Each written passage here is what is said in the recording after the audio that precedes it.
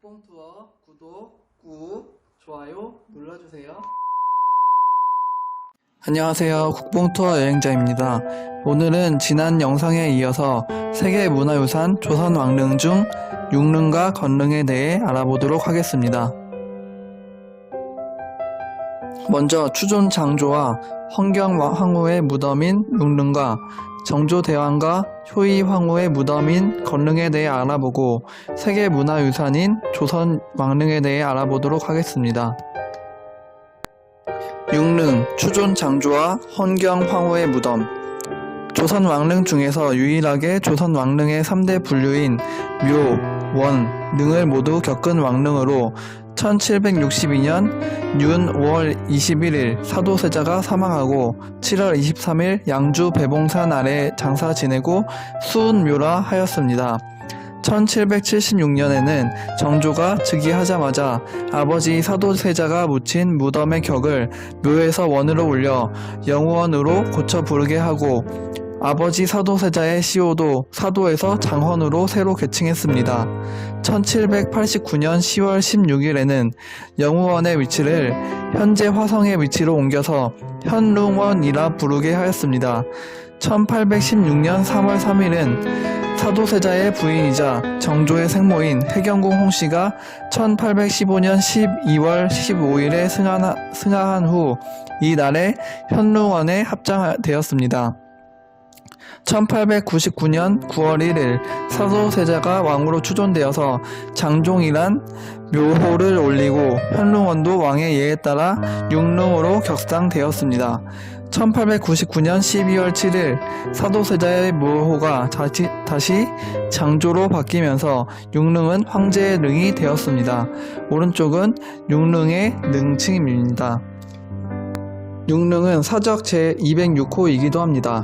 능의 구성, 융릉은 추존 장조의 황제와 헌경의 황후 홍씨의 능으로 합장 릉의 형태. 융릉은 1789년 배봉산에서 현재의 자리로 옮기면서 현릉원으로 이름을 바꾸고 원호를 다시 조성하였습니다. 진입 및 제한 공간에는 홍살문, 판이, 향로와 어로, 수락관, 정자각, 비각 등이 배치되어 있습니다. 비각 안에는 두 기의 표석이 있는데 한 기는 조선시대에 세운 조선국 표석, 조선국 사도 장원 세자 현릉원이고 한 기는 대한제국시대에 세운 황제국 표석, 대한장조의 황제 융릉 헌경의 황후 부자입니다. 능침은 난간석을 생략하고 병풍석만 불렀으며 병풍석의 면석은 인조의 장릉의 형태를 따랐고 인석은 연꽃 형태로 조각한 것이 독특합니다. 그 밖에 문무석인 성마, 장명 등 혼유석, 망주석, 석양과 석호를 배치하였습니다. 특히 문석이는 복도를 쓴 일반적인 왕릉 형식이 아닌 금관 조복을 입고 있습니다. 왼쪽 사진은 필자가 촬영한 융릉의 정자각입니다. 장조의 황제, 사도세자. 아버지의 명령으로 디조에서 굶어 죽다. 장조의 황제는 영조와 영빈 이씨의 아들로 1735년에 태어나 1736년에 왕세자로 책봉되었습니다. 어려서부터 매우 총명하여 3세가 되었을 때 이미 효강을 외울 정도였으며 수시로 글을 쓰고 시를 지어 대신들에게 나눠주기도 하였습니다. 다양한 방면에서 왕세자로서의 뛰어난 면모를 갖추어 부왕인 영조의 기대는 매우 컸습니다. 그러나 1749년에 영조의 명으로 대리청정을 시작하자 그를 경계하는 노론 벽파 대신들이 왕세자를 모함하여 영조와 왕세자 간의 갈등이 비롯되었습니다. 특히 1762년에 형조판서 윤급의 청직이었던 나경원이 세자의 비행을 고하는 상서를 올리자 크게 노한 영조는 나경원을 처형하고 왕세자에게 자결할 것을 명하였습니다. 그러나 왕세자가 명을 따르지 않자 영조는 왕세자를 폐서인한 후 디주에 가두었습니다. 오른쪽 사진이 디주의 사진입니다. 사도세자, 애정 결핍과 스트레스로 정신병을 앓다.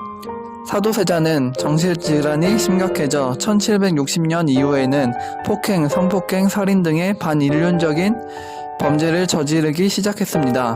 비구니를 성추행하거나 연쇄폭행, 성폭행을 일삼아 수많은 궁녀들을 잡아다가 때리고 성폭행했으며 내시와 나인들을 많게는 하루에 6명까지 직접 살해하기도 했습니다. 기록에는 세자가 좁거나 어두운데 혼자 있으면 극도로 불안정한 상태, 폐쇄증에 놓였다고 합니다. 한중록에 따르면 옷 입기를 어려워하는 일종의 강박증인 의대증에 걸렸다고도 하는데 세자가 옷 한 벌을 입으려면 10벌에서 20벌, 30벌을 지어 올렸다고 합니다. 그뿐만 아니라 사도세자는 의대증이 있어서 옷을 입기 전에 귀신인지 아닌지 걸어두거나 불사르기도 했다는 등 한 벌을 순하게 갈아 입은 적이 없었다고 합니다. 심지어 온갖 난리를 치며 가까스로 옷 한 벌을 입으면 그 옷이 해지도록 입었다고 합니다. 상황이 잊은 경이니 세자의 시중을 드는 나인들에게도 불똥이 튄 것은 당연한 수준이었고 그렇게 죽인 나인이나 내시의 목을 자르고 자랑처럼 보여줬다는 이야기도 있을 정도였습니다. 오른쪽 사진은 영화 사도의 포스터 사진입니다. 헌경의 황후 해경궁 홍씨, 한중록을 남긴 사도세자의 비이자 정조의 어머니 헌경의 황후 홍씨는 본관이 풍산인 영풍부원군 홍봉안과 한산 부부인 이씨의 딸로 1735년에 반송방 외가 사저에서 태어났습니다. 1744년에 왕세자 빈에 책봉되었고 1762년 장조가 세상을 떠나자 해빈에 봉해졌습니다. 1776년에 정조가 왕위에 오르자 호칭을 높여 해경궁이라 하였습니다. 헌경의 황후의 아버지와 숙부 홍인하는 외척이면서도 폐쇄자를 주장하는 노론을 지지하는 입장에 있었습니다. 숙부 홍인하는 심지어 영조가 세상을 떠나기 넉 달 전인 1775년 11월에 이른바 삼불필지설을 내세워 훗날 정조가 되는 세손의 대리청정도 노골적으로 반대하고 나선 인물이었습니다. 이러한 집안의 분위기 속에서 해경궁 홍씨는 왕세자의 참변을 지켜볼 수밖에 없는 운명이었습니다. 이후 1795년 친정 조카 홍수영의 소청에 의해 장조의 참변을 중심으로 한 자전적 회고록 한중록을 남겼습니다. 사료적 가치가 풍부한 한중록은 인현 황후전과 함께 궁중문학의 쌍벽을 이룹니다. 순조가 왕위에 오른 후에도 왕실의 어른으로 생활을 하다가 1815년에 창경궁 경춘전에서 81세의 나이로 세상을 떠났습니다. 오른쪽 사진이 한중록입니다. 다음은 정조대왕과 효의 황후의 무덤인 건릉에 대해 알아보도록 하겠습니다. 정조와 부인 효의 왕후 김씨를 합장한 무덤. 건릉은 봉분 안에 2개의 실을 갖춘 합장릉입니다. 봉분을 빙 둘러 12칸의 난간석이 에워싸고 있으며 난간석의 기둥에는 12지 방위가 문자로 새겨졌습니다. 병풍석은 설치되지 않았습니다. 봉분 앞에 상석 한 좌가 있고 그 양측에 망주석 한 쌍이 서 있습니다. 봉분 주위로 석양, 석호 각 2쌍을 교대로 배치하였고 봉분 바깥쪽으로 3면의 곡장을 둘렀습니다. 봉분 아랫단에 문인석, 성마 각 한 쌍과 장명 등 한 좌가 있으며 그 아랫단에는 무인석, 성마 각 한 쌍이 있습니다. 금관 조복을 입고 있는 문인석은 사실적인 조각 기법을 나타내고 있습니다. 능히 조성된 언덕 아래에 정자각과 1992년 복원한 비각이 있으며 정자각 남쪽 참도가 시작되는 곳에 홍살문이 있습니다. 홍살문에서 정자각에 이르는 길을 참도라 하는데 육릉과 마찬가지로 정자각까지 참도 좌우 양측에 박석을 깔아 놓은 것이 특징적입니다. 2002년 정자각 서쪽에 수라관을 복원하였으며 능역 남측 대로변에 제실이 있습니다. 오른쪽 사진은 건릉의 사진입니다. 건릉의 주인공이자 조선 제22대 국왕 정조에 대해 알아보도록 하겠습니다. 조선 후기 개혁과 대통합을 실현한 군주. 조선의 제22대 임금이자 대한제국의 추존 황제, 묘호는 정조, 시호는 선황제, 휘는 산, 자는 향운, 호는 홍제, 선왕인 영조 28년에 사도세자와 해경궁 홍씨의 사이에서 차남으로 태어났습니다. 1759년에 왕세손으로 책봉되었고 1762년에 사도세자가 비극적인 죽음을 겪자 요절한 영조의 맏아들 효장세자의 후사가 되어 왕통을 이었습니다. 1775년부터는 대리청정을 하여 국가의 정사를 직접 관장하였으며 1776년 영조가 죽자 25살의 나이로 왕위에 올라 25년간 재위하다 1800년 승하하였습니다. 정조는 승하하기 2년 전인 1798년 다시 새로운 호를 지었습니다. 만천명월 주인홍이라는 무척 길고도 독특한 호였습니다. 하늘에 떠있는 달이 만 개의 개울을 비추듯이 자신의 다스림이 일부 특권 계층이 아닌 만 백성에게 두루 혜택이 미치기를 바라는 마음을 담았습니다. 특히 다른 호와는 달리 정조는 만천명월 주인홍에 담은 자신의 간절한 뜻과 의지를 조정의 모든 신하와 백성들이 알 수 있도록 만천명월 주인홍 자서라는 글까지 지어 발표했습니다. 오른쪽 사진은 정조의 표준 영정 사진입니다. 정조는 표준 영정에서 알 수 있듯이 굉장히 잘생긴 왕이었고 지금 흔히 말하는 엄친아였다고 합니다.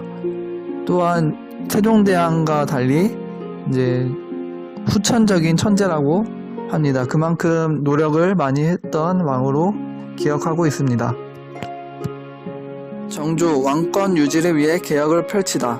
다음은 정조의 업적들입니다. 규장각에서 자신의 인재를 키우고 등용하다. 왕의 직속군대 장용영을 두다. 수원으로의 천도를 계획하다. 정조의 탕평책은 붕당을 초월하고 능력을 중시합니다. 자신을 반대하는 세력까지도 등용했습니다. 사도세자의 묘를 옮기며 화성 건축을 시작하다. 경강 상인들과 손을 잡고 재원을 마련하다. 금난 정권을 폐지했습니다. 화성 건축에 조선의 모든 역량을 총동원하다. 화성 건축은 정약용의 거중기를 이용했다고 합니다. 이 외에도 정조의 업적은 무지무지 많지만 이상으로 하겠습니다. 오른쪽 사진은 정조가 계획하고 최초의 신도시라고 할 수 있는 수원의 화성 8달문 사진입니다. 세계문화유산인 조선왕릉. 다음 사진은 한눈에 보는 조선왕릉의 지도입니다. 김포의 김포장릉, 파주의 파주장릉, 고양시의 고양서삼릉, 고양서오릉, 또 파주의 삼릉, 양주의 은릉, 서울의 태릉과 강릉, 서울의 정릉, 서울의 을릉, 서울의 선릉과 정릉, 서울의 헌릉과 일릉, 연산군 묘도 서울에 있습니다. 그리고 경기도 구리시의 동구릉, 남양주의 광릉과 사릉, 또 홍릉과 유릉도 있습니다. 여주의 영릉과 영릉, 영월의 장릉, 그리고 화성의 육릉과 걸릉이 있습니다.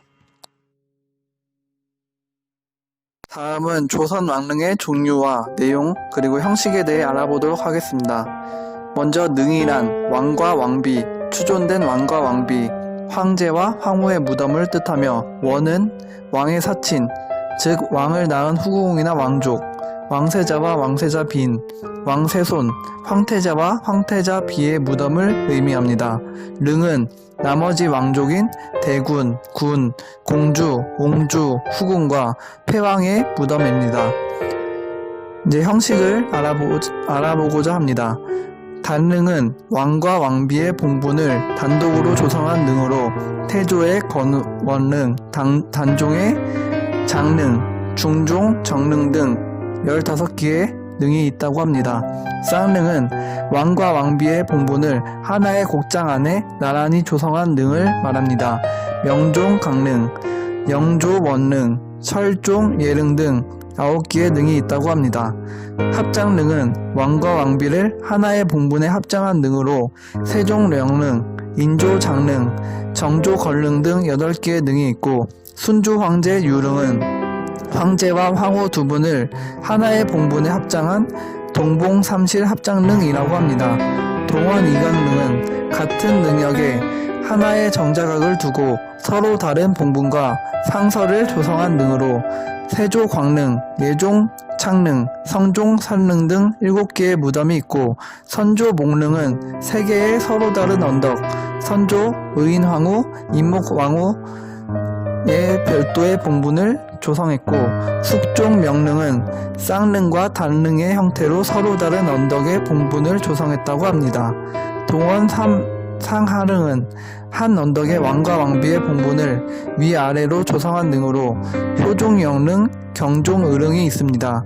사면능은 한 언덕의 왕과 2명의 왕비의 봉분을 나란히 조성한 능으로 현종경능이 유일합니다.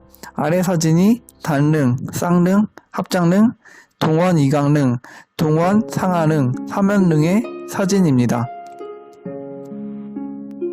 세계유산으로서의 조선왕릉. 조선왕릉의 조형예술적 가치. 조선왕릉은 전체 형태나 성물의 예술적 표현에서 고유한 가치를 찾을 수 있습니다. 중국이나 일본의 능묘와 견주어 알 수 있듯이 조선왕릉의 봉분 축조 방식이나 각종 성물 배치는 주변 나라에서 볼 수 없는 독특한 요소들로 이루어져 있습니다. 특히 문무석인의 조형이나 병풍석과 난간석은 조선 왕조 조형 예술에서 달성한 독특한 경지를 잘 보여줍니다. 또한 홍살문에서 향로 어로를 따라 이어지는 정자각의 단순하면서도 절제된 건축 형태는 조선 왕릉에서만 경험할 수 있는 엄숙하고 독특한 조형 세계입니다. 풍수 이론에 대한 고유한 해석. 풍수 이론에 대한 조선 고유한 해석과 적용도 조선 왕릉이 보여주는 문화적 특징입니다. 조선 왕릉에 적용된 풍수 이론은 한반도의 지리 특성이 고려된 조선 고유한 방식으로 구현되었습니다. 중국처럼 지리적 약점을 인공적인 구조물로 보완하려는 방식 대신에 자연 지형을 최대한 살리면서 그 조건에 구조물을 맞추어 나가는 자연 친화적인 방식을 선택하여 그 가치와 독창성을 더합니다. 조선 왕릉과 함께하는 기록문화. 조선 왕릉과 관련한 풍부한 기록물 역시 주목할 가치입니다. 능원을 조성하면서 작성한 산릉 도감 의궤는 성물의 배열이나 정자각의 조성 과정은 물론 산릉 조성을 위해서 흙을 지어 나르는 데 참여한 단순 노역자의 이름까지 작성한 모든 문서가 남아 있습니다. 산릉 도감 의궤는 왕릉이 만들어졌을 때의 모든 내용을 기록으로 전하고 있습니다. 따라서 설령 왕릉 중 일부가 불의의 사고로 훼손되거나 본래 모습을 상실했다고 해도 이들 의궤를 통해서 원래 모습으로 복구하는 데 결정적인 근거가 됩니다. 산릉 도감 의궤라는 뛰어난 기록물이 있음으로써 조선 왕릉은 그 물리적 진정성을 견지할 수 있으며 이것이 조선 왕릉이 갖는 고유한 가치의 또 다른 면입니다. 또한 600년을 이어온 왕실의 제례도 세계유산으로서의 가치가 있습니다. 1910년 조선 왕조가 막을 내렸을 때 왕릉의 제례 역시 더 이상 지속되기 어려운 여건에 처했습니다. 그러나 전주 이씨 대동 종약원이 어려운 소임을 맡아서 제례를 계속해 나갔으며 그것은 21세기에 접어든 지금까지 이어지고 있습니다. 전주 이씨 대동 종약원은 왕릉 제례 외에 종묘 제례도 주관하면서 조선 왕조의 무형적인 문화 전통을 계승하고 있습니다. 아래 사진이 대동 종약원에서 하는 제례입니다. 조선 왕릉의 공간 구성. 조선 왕릉은 공간의 성격에 따라 진입 공간, 제한 공간, 능침 공간의 세 공간으로 나눌 수 있으며 각 공간은 상징적 의미를 가집니다. 그리고 왕릉은 죽은 자를 위한 제례 공간이므로 동선의 처리에 있어서도 이에 상응하는 원칙을 적용하고 있습니다.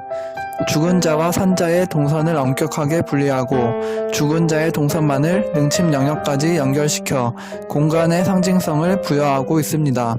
홍살문에서 정자각까지 이어지는 향로어로에는 산자와 죽은 자의 동선은 공존하되 구별되어 있습니다.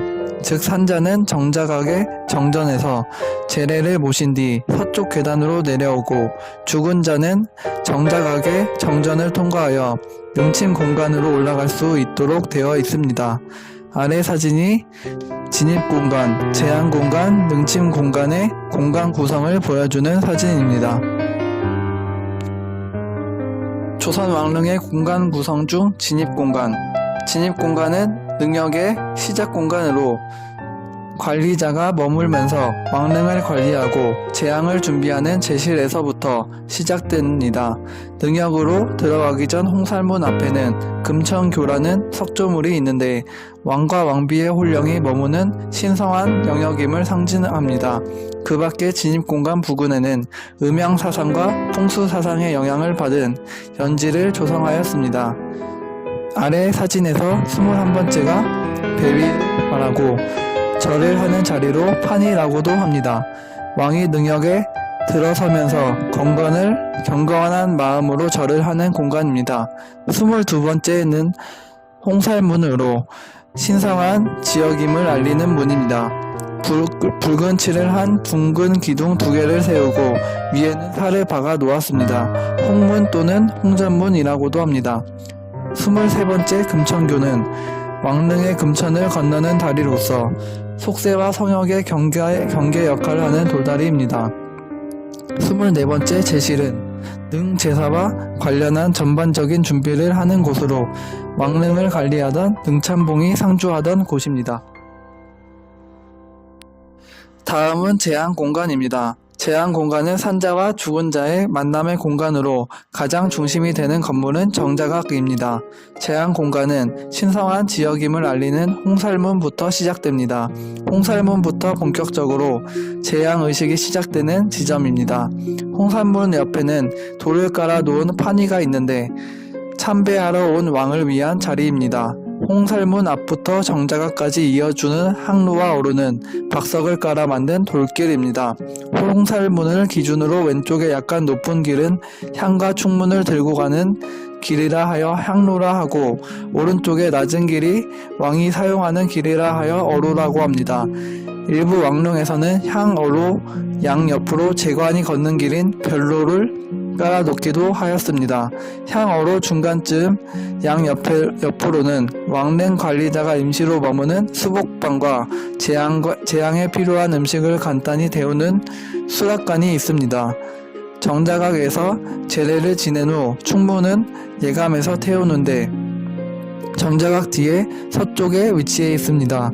조선 전기에는 소전대가 그 기능을 하였으나 후에 예감으로 바뀌었습니다. 그리고 정자각 뒤 동북쪽에는 장병형의 산신석이 있는데 산을 주관하는 산신에게 예를 올리는 자리입니다. 오른쪽 사진이 제한공간의 사진입니다.